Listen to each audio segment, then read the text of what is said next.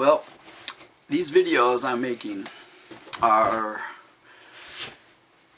because of requests I've received from friends around the world who are asking me what's life like in Japan now.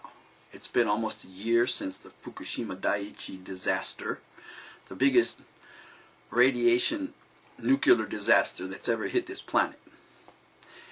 And basically we're living in a war zone over here. We're under nuclear attack. I'm in my bunker here and behind enemy lines. And I'm still in Japan, and a lot of my friends overseas are asking me why I'm still here. And are you going to leave? Why are you still there? Well, you know, I'm in Japan because I live here. I love it. I have a business here. I work here. I have hundreds of friends here. This is my life is here, and I'm not planning to leave yet, but I'm keeping a very, very close eye on what's happening at Fukushima, and it's not going so good so far. Just to give you an update, what's happening right now is the 3 nuclear reactors that TEPCO admits had meltdowns. Oh, the nuclear fuel has disappeared. Nobody can find it. Like a couple months ago, they drilled a hole in the side, the containment of reactor number 2, and they had 140 people run up to this reactor, and they had this big drill, and they just drilled into it they only could stay there for like less than a minute, a few seconds, and then they had to drop the machine and run out because there's too much radiation there. And then another guy would come in, drill some more, and after like 140 people did this drilling, they finally poked a hole in the side of the reactor. Then they shoved one of those little fiber optic cameras inside, and they looked around, and they couldn't find any sign of nuclear fuel. It was gone. It was had burned through the containment. They don't know where it is. They have no idea. But they say that these reactors are in cold shutdown. And that's what the government said beginning of the year. And that means because the government has declared Fukushima reactors are in cold shutdown officially, they don't have to have daily press conferences anymore. They don't have to answer pesky questions from the public anymore because it's all in cold shutdown. But the fact of the matter is, there's no way you can have a cold shutdown of a nuclear power plant if the fuel has melted through the containment and it's in God knows where, in the ground or who knows. So that's the situation. So it's all cover up. The Japanese government is more like a coverment, they just cover up everything, and TEPCO lies, and the Japanese people don't believe anything.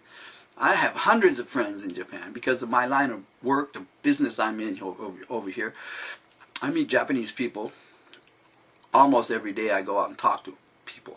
I see a lot of people, and nobody I've talked to believes anything the government's saying about Fukushima. But they don't know what to do because they have no place to go. The Japanese government is telling them, fine, everything's fine. Eat food from Tohoku. Eat the food. They even had one very famous Japanese TV guy. Like everybody knows him. He's from Fuji Television. He's an older guy. He was eating because he wanted to show his support for the people who live in the affected areas in Tohoku.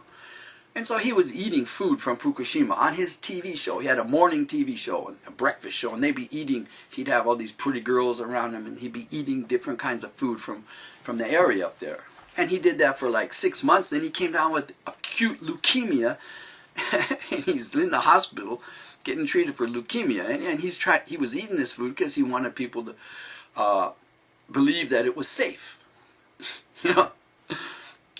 Basically living in Japan is like living in a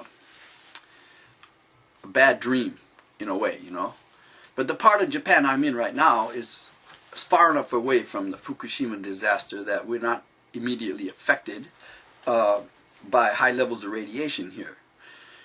But that's all changing because the Japanese government is now pushing municipalities all across the country to take the disaster debris from the Tohoku area, from Fukushima, Miyagi Prefecture, the whole area up there that's been saturated with God knows how many kinds of nucleides, what do you call those, nuclear radiation, anyway. Isotopes, it's all over the place, all kinds. They only talk about cesium, but there's hundreds of different isotopes that are just covering everything. And it's in the food chain, and they're selling the food, and they're shipping it around Japan. And now they want to take the disaster debris and make municipalities around Japan burn it and contaminate their areas that are not contaminated yet. It's insane. I mean, who would ever think of doing something like that, right? But it's right there. I'm reading it from their own NHK News and Yomiuri Shimbun and Japan Times. And here's an example. Minister Hosono, he's like the Minister of Environment. Hosono revealed that his ministry may explore a new way whereby the incineration and the final disposal will be done in different municipalities in order to expedite the wide area processing of the disaster debris. In the interview, Mr. Hosono said, "I want to have portions of the debris from Miyagi and Iwate to be processed in wide areas at all costs. If everyone in Japan outside Miyagi and Iwate prefectures take on the debris that cannot be processed inside Miyagi and Iwate, the amount of debris would be 33 kilograms per person. I believe it's manageable." Hosono further said, "It would be best if a municipality could burn the debris and bury the final processing site. But there are municipalities without the final processing sites.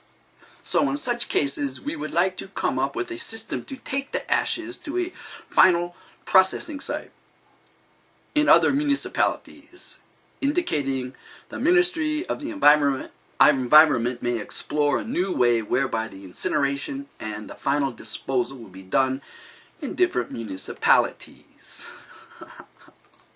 These people are insane. Okay, this is from EXSKF blog. This is his comment here. "By moving the radioactive ash from one municipality to another, it will incur additional costs for the taxpayers and a handsome profit for the waste management industry and the municipalities. It's has nothing to do with recovery." So that's what's going on over here right now in Japan. Americans don't feel bad. I know you Americans feel like your elected representatives don't have your best interests in heart, and you know, Congress has the lowest approval rating of ever in their history, and nobody trusts the government over there. They get lied to all the time. The same thing's happening over here. So it's surreal. It really is.